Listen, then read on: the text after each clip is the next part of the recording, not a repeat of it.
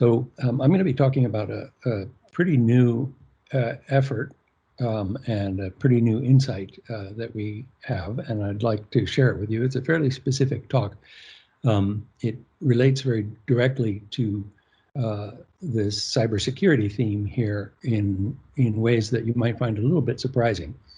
So there's a archive paper, which is the primary reference for this, which if you're interested, feel free to ping me by email and I'll send you a direct link to it.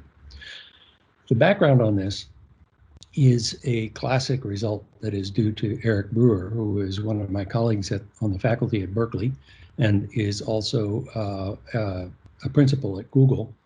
And roughly, 22 years ago, actually, he made a pretty significant impact on the database community by observing something that for some reason had never really been quite so clearly articulated, even though it's really relatively obvious.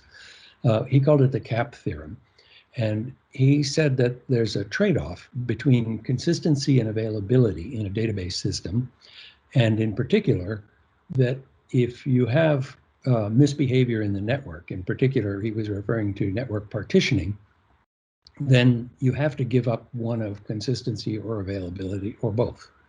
So let me try to elaborate on this a little bit. So consistency and availability in a distributed software system, what does it mean?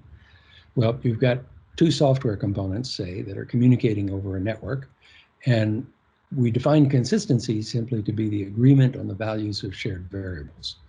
So this is obviously an ingredient in trustworthiness in many kinds of systems. So for example, if you think of a banking system where you keep replicas of the state of bank balances in different places in the network, then you really require some form of consistency so that the software components will all agree on what the bank balances are and how they evolve in time. Availability is the ability to respond to reads and writes that access those shared variables. So this is obviously a key ingredient in performance. And unavailability means that the software component can't respond to a request. And so Eric simply pointed out that if you partition the network, you have to give up one of availability or consistency. And when you look at this picture, that's really quite obvious, right? Because if you do an update on a variable in one of the software components, if you have no network connectivity, you can't possibly do that update in the other one. And hence, you can't respond to queries if you're going to maintain consistency. So in my group, we're mostly interested in cyber physical systems, which are not just pure software systems, but they involve a physical plane. And here we augment the notion of consistency and talk about an agreement on values of shared variables and on the perceived state of the world. So let me give you a couple of concrete examples. So here is an ADAS system.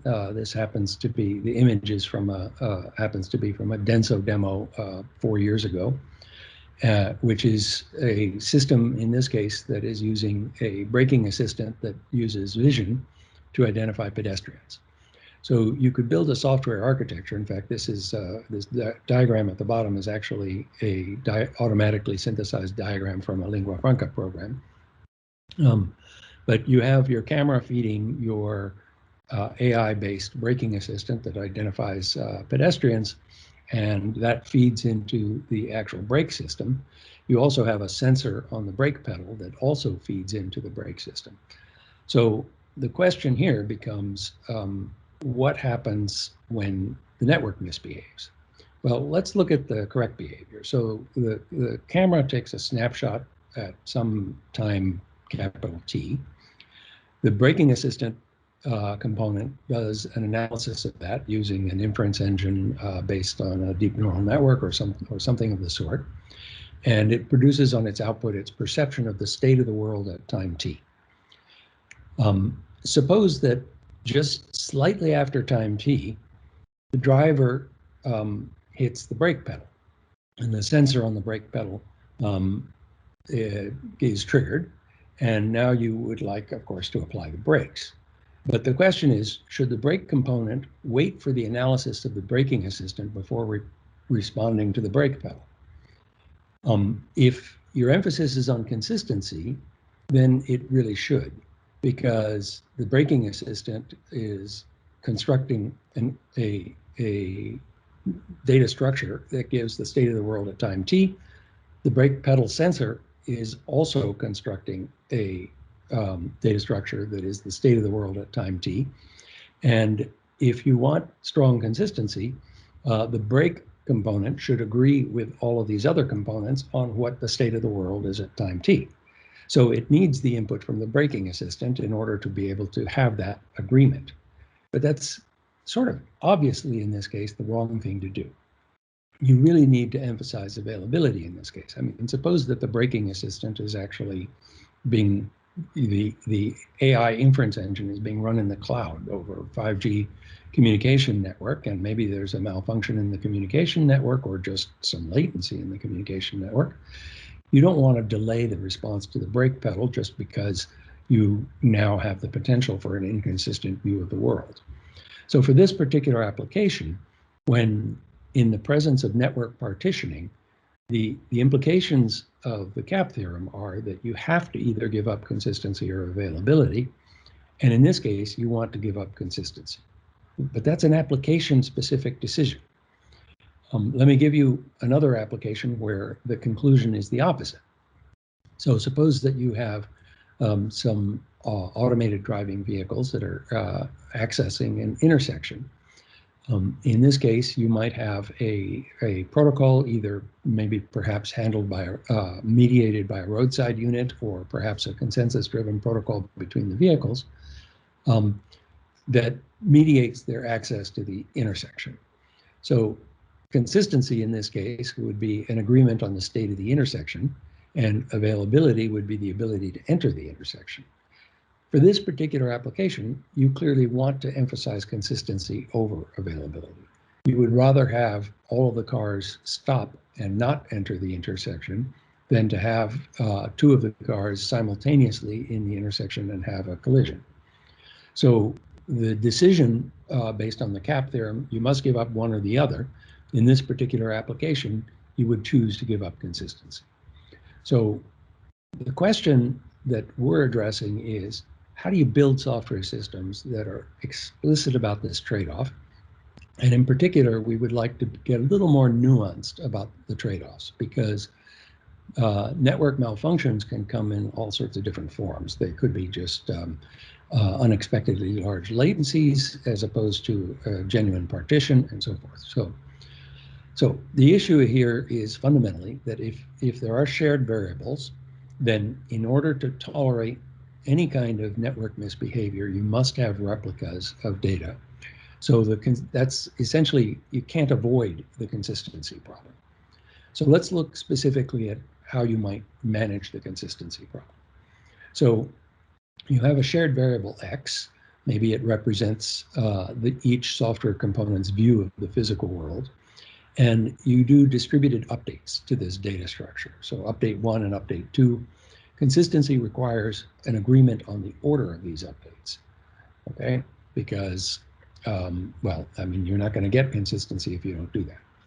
You've got, however, imperfect measurements of time. So it may not even be possible to determine any ground truth about what the order of these updates actually is. So you might be stuck with just using imperfect clocks to estimate what the order might be, perhaps by time-stamping these events. So you could timestamp the update number 1 using the local clock at the software component on the left, timestamp update 2 using the clock at the local clock at the software component on the right. And then you define your consistency to be simply that all components in the system will see these updates in timestamp order. So those timestamps now are just numbers, and consequently their ordering is well defined, unlike the actual ground truth of the ordering of the events. The actual timestamping is the order is well defined. Okay, so we can use timestamps. We can get then a rigorous definition of consistency. So let's see how this would work for the car braking example. So the camera will use its local clock, assign a timestamp to the snapshot that it takes.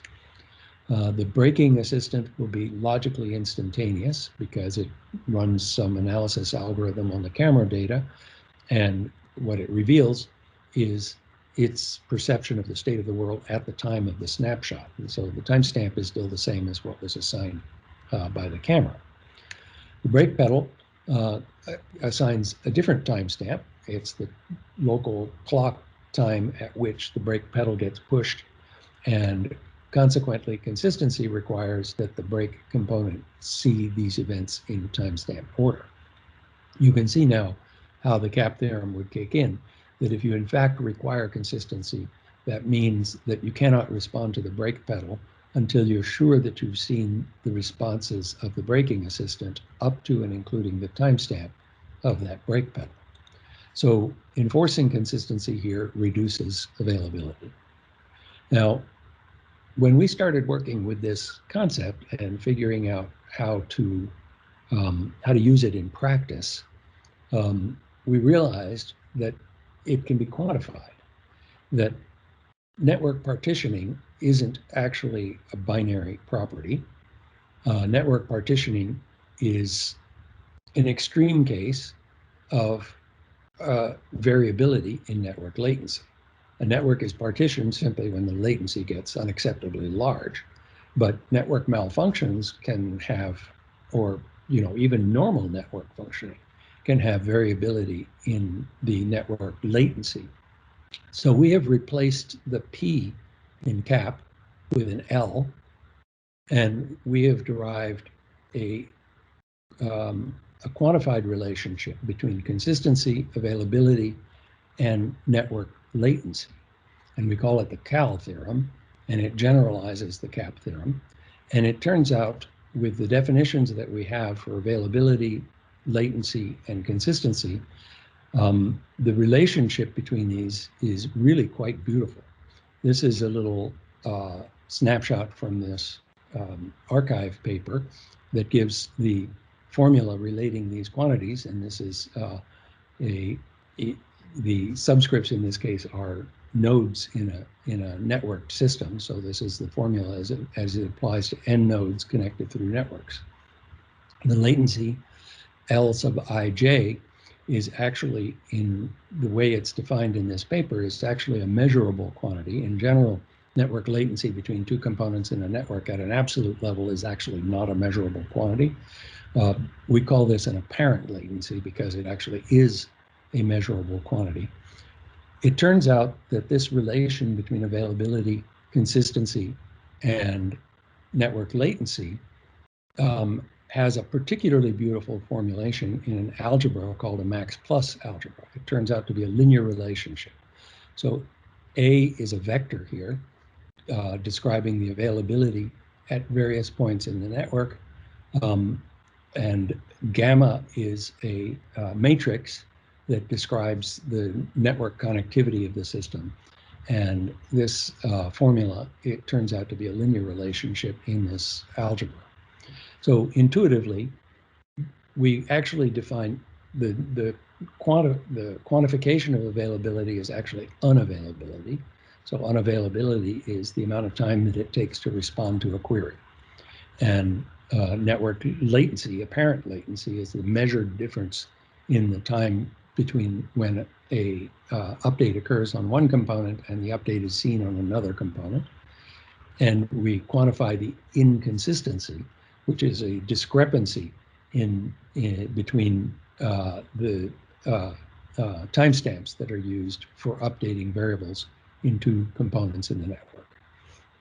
So intuitively, it's easy to see unavailability in this formula is simply the larger of a local processing offset that's needed to ensure that timestamps are processed in order, or the apparent latency minus the tolerance for inconsistency. So that's kind of in words what the Cal theorem says. So having gotten this numerical relationship, that really wasn't what we were after. We weren't after a theory result. We were after a practical way to design systems that would trade off availability and consistency under varying network conditions, so that you could build in the application logic to properly handle degradations in your network performance. So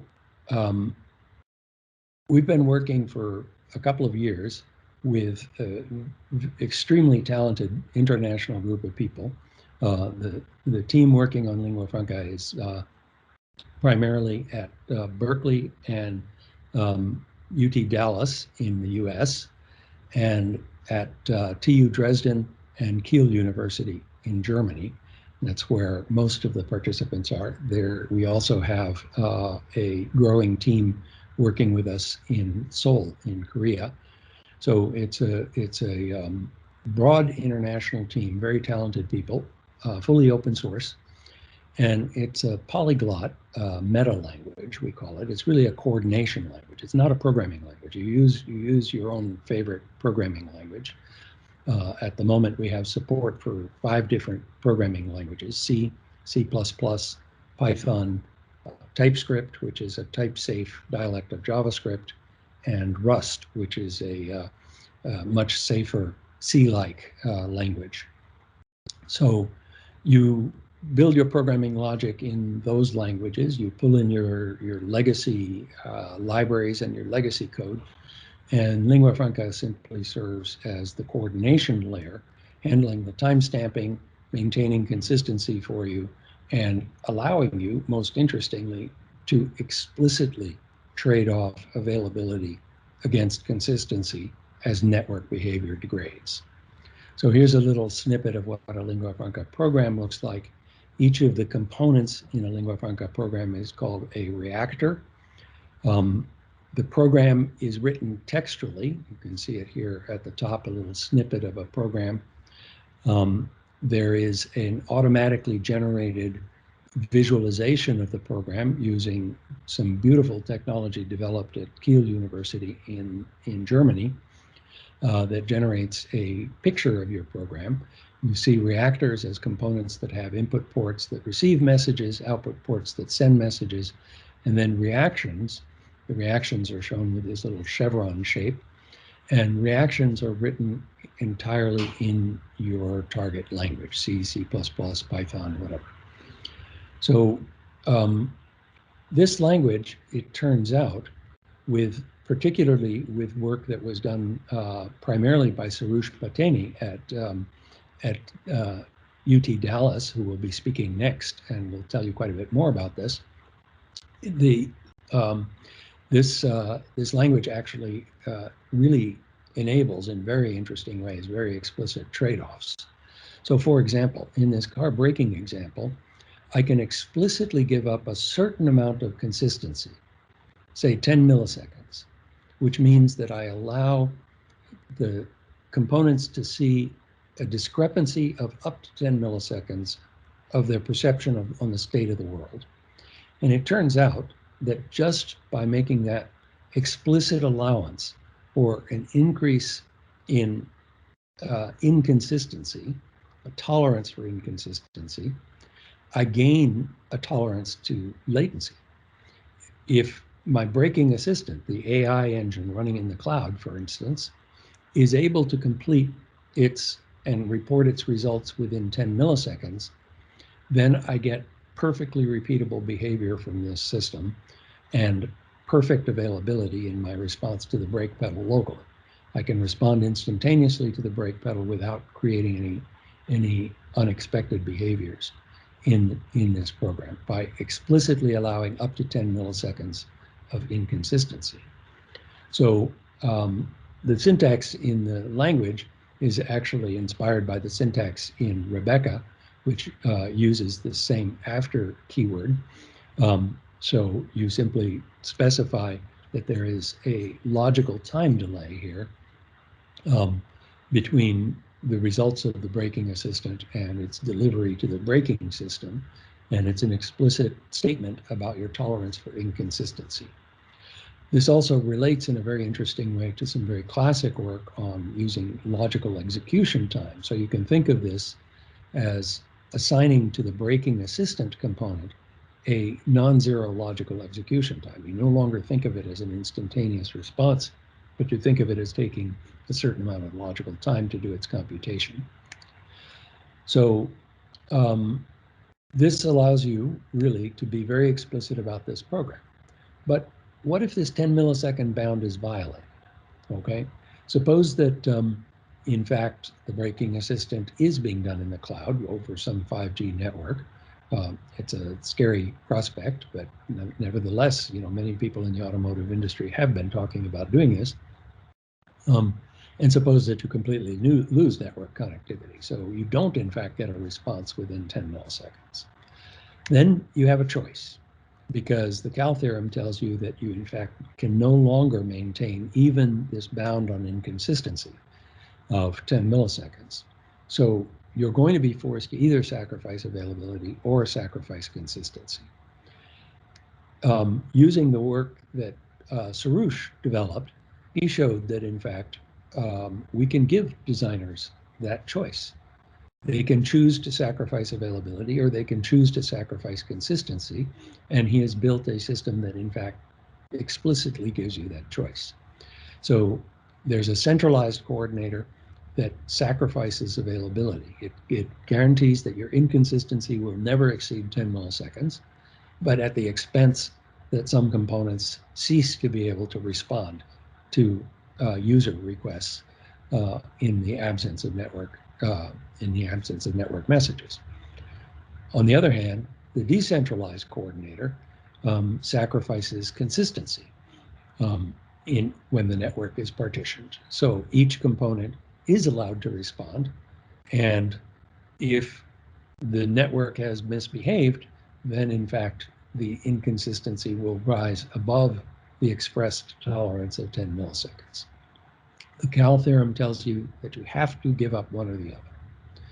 So in this particular case, you would probably choose to give up consistency, and as a consequence, you can design the system so that the braking subsystem will always respond instantaneously to the brake pedal, even if it doesn't receive the appropriate network messages. So, in summary, the classical CAP theorem says that network partitioning means you have to sacrifice either consistency or availability. The Cal theorem quantifies this. As network latency increases, either inconsistency or unavailability must, or both, must increase. Lingua Franca gives you a way to design systems to be explicit about this trade-off and to choose to make assumptions about your network, and then to choose how you handle the situation where your assumptions get violated due to malfunctions in the network.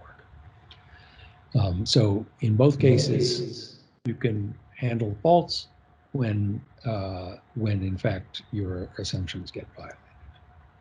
So with that, I will stop, and if there's time for questions, I'm happy to take them before turning it over to Soroush. Thank you very much, Edward. Any questions in the audience here? And yeah, people are clapping for you. Thank you. Thank you. Any questions?